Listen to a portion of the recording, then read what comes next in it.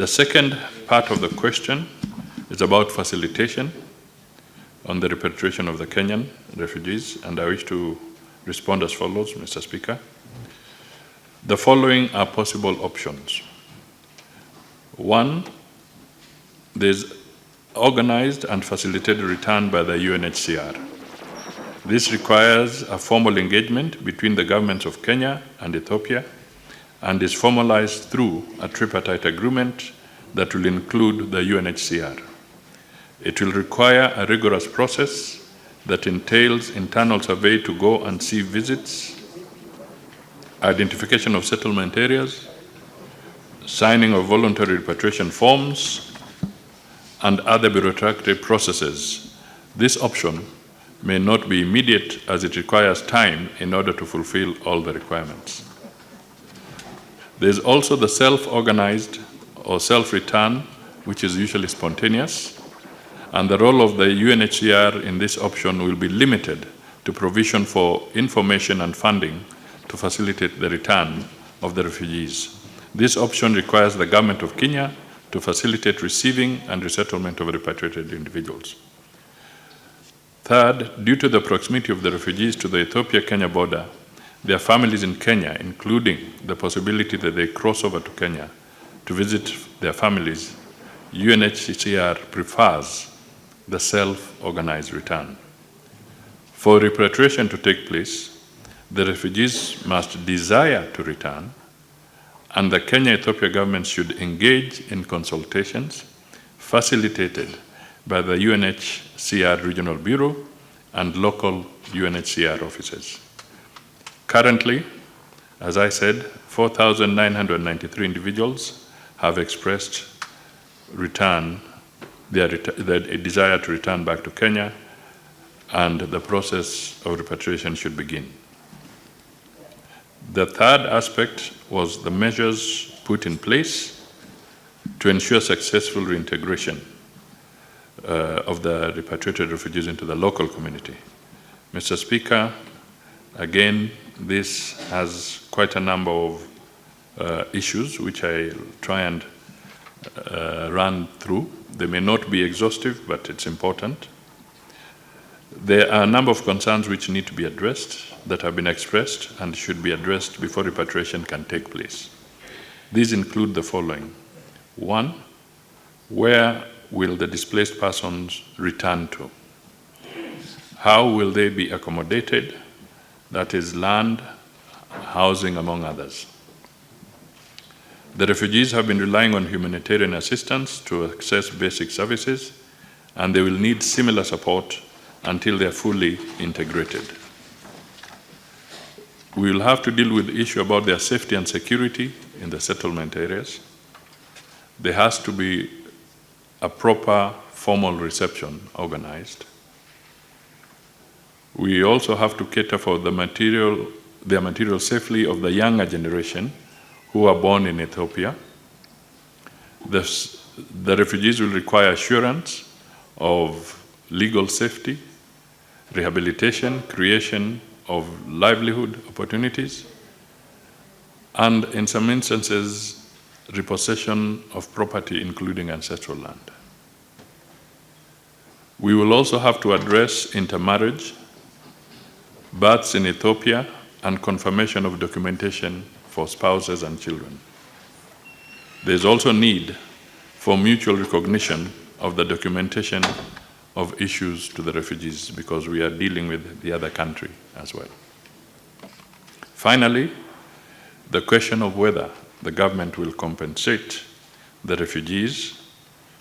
With regards to compensation, Mr. Speaker, the government only facilitates return and reintegration into the Kenyan society for any Kenyan refugee granted asylum by any country.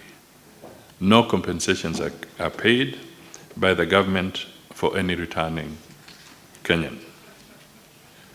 What do we consider as the way forward? One, repatriation of refugees should be undertaken for those who are willing to return, as it must be voluntary, based on an informed choice and consent to return given by the refugees to avoid coercion and prosecution. It should also be done with dignity.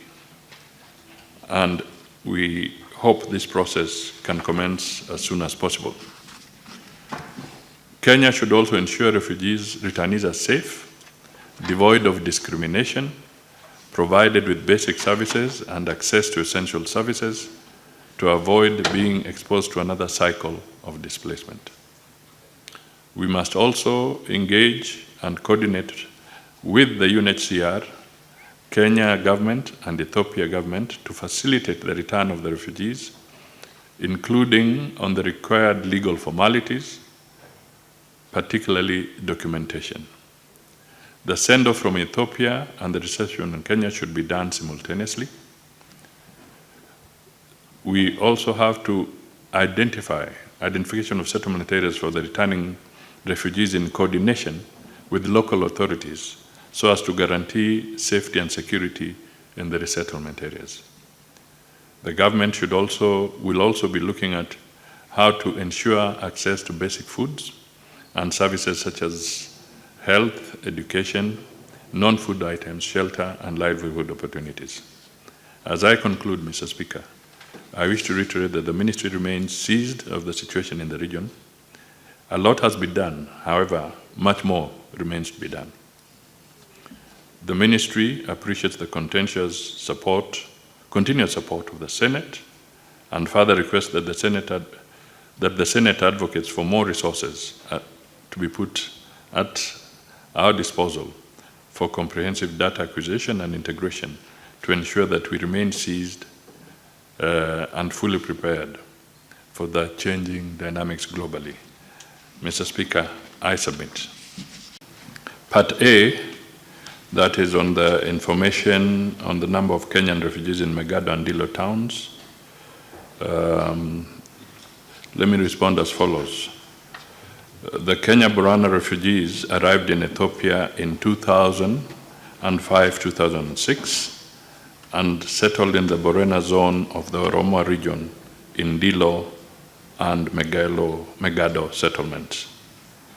Their displacement was triggered by a series of inter-ethnic conflicts in Marsabit County, particularly the conflict between Borana and the Gabra ethnic groups over natural resources, grazing lands, contested and disrupted territorial boundaries, and of course local political dynamics. Most of the refugees originate from Marsabit County in the following sub-counties: Saku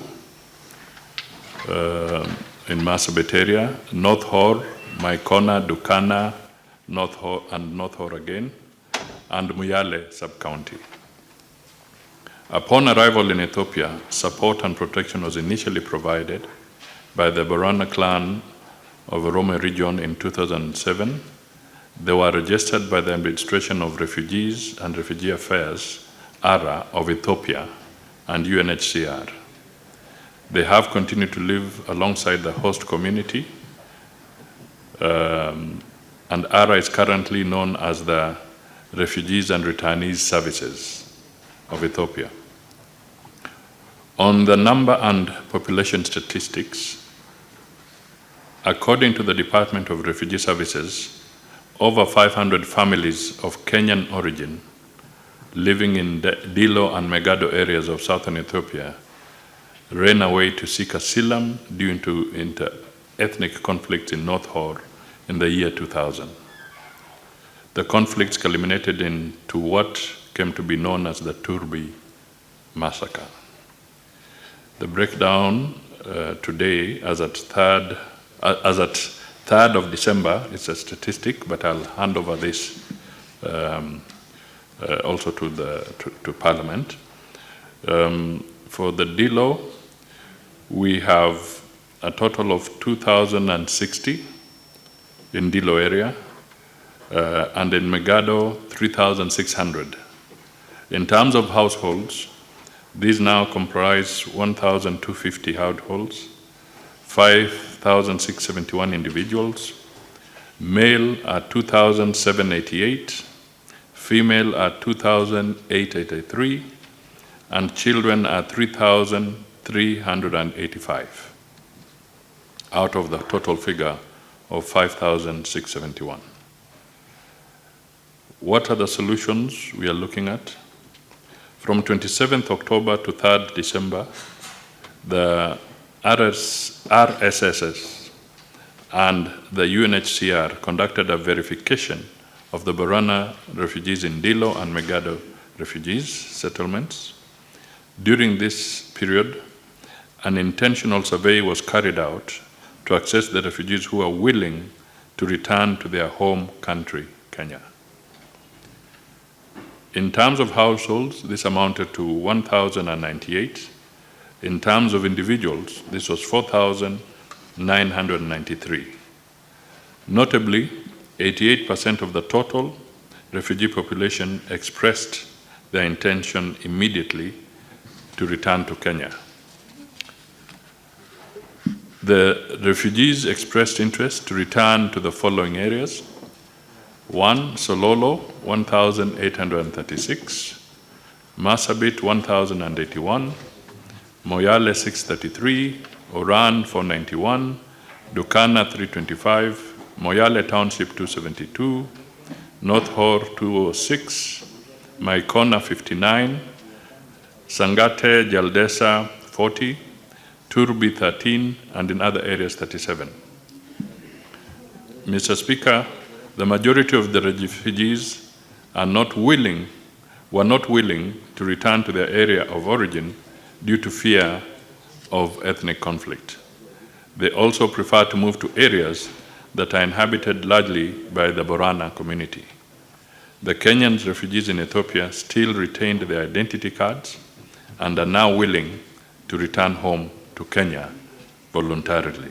The issue of Shirika plan, and I want to state that there's still a lot of conversation that is taking place between the government, the UNHCR, and the host communities where the refugees are placed. And specifically, if I talk to Kakuma and Dadaab, Mr. Speaker, Kenyans perhaps may need to be reminded in certain circles, not here, but out there, that we have had refugees who have stayed in these camps for as many as 35 to 36 years. Some have been born there. Some have no idea of where their parents migrated from and whether they know where they would be going if they went back. In both camps, this is a challenge that we still face. The second aspect is that the honorable members, I think it should be on record, that even as we speak, the situation in South Sudan is getting worse. And we are beginning to see again another inflow at the rate of about 20 refugees per day. So we are beginning to see certain circumstances that are giving us challenges. We also still remain with challenges of the Al-Shabaab and the conflict around the Somali side. And we also have sporadic conflicts along the Marsabit, Ethiopia border from time to time. So there is a serious security issue that has to be looked at regionally, but also internally by Kenya's security forces. The issue of the Shirika plan, when we say we are talking and it was launched formally, we are engaging so that as the process of looking at the policy moves on, we can also maximize what is going to be the benefit to the people of Kenya. Because we do not want, as somebody said in the differentiated, somebody mentioned the differentiated assistance.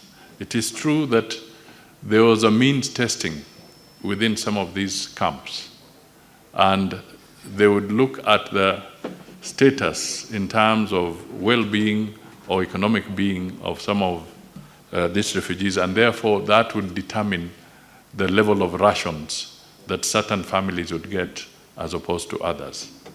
Now, these are issues that, if not managed well, can also create a lot of tension in the refugee camps. And this may be part of the reason that there could have been some challenges recently in Kakuma, amongst others. So I just want to state that we do not want, as a government, to enter into any program that is fully funded by the government. We can only handle our position in the context of international obligations. And if the refugees are going to be here, then the institutions like the UNHCR, WFP, and others who support this program will also be talked to and urged to be more productive so that Kenya's resources are not fully deployed for that. Secondly, we do not want to have a situation where communities reach a stage where they feel that those who are refugees are living a better life than the Kenyans themselves. So these are very delicate conversations that keep going on between us, UNHCR, and the host communities where the refugees are. And it would be wrong if I made all this statement without really appreciating the generosity and the humanitarian nature of the communities that have hosted these refugee camps for as long as I have said, 35, 36 years. It is not an easy undertaking. It brings a lot of pressure on the resources in those areas. The other thing, when we talk of integration of the refugees, it has to be done carefully, because we also want to transit from a situation where refugees are just drawing from Kenyan resources. They must also be put to a situation where they contribute to growing the wealth of this country and not just taking from the people of Kenya. So the whole Shirika plan is premised on these basic principles and a few others. The issue of the refugees is a very complex matter. And I want to say that consultations and negotiations are going on. And appreciating that when you're dealing with refugees, it has to be voluntary. There can be no forced repatriation. So these discussions are going on between the government of Kenya and the government of Ethiopia and the UNHCR.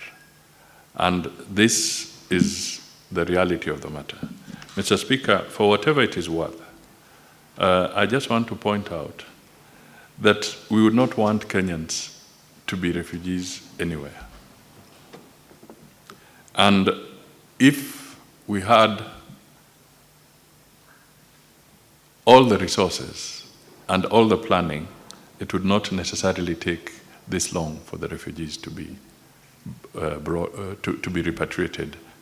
But remember, you have to do it voluntarily, because any forced repatriation will be contrary to the international law and matters of humanitarian rights. So we cannot force. We have to be, and that is why there's an elaborate process, which I've put in my statement, about preparing documentation and ensuring that the individuals, the households, voluntarily accede to repatriation.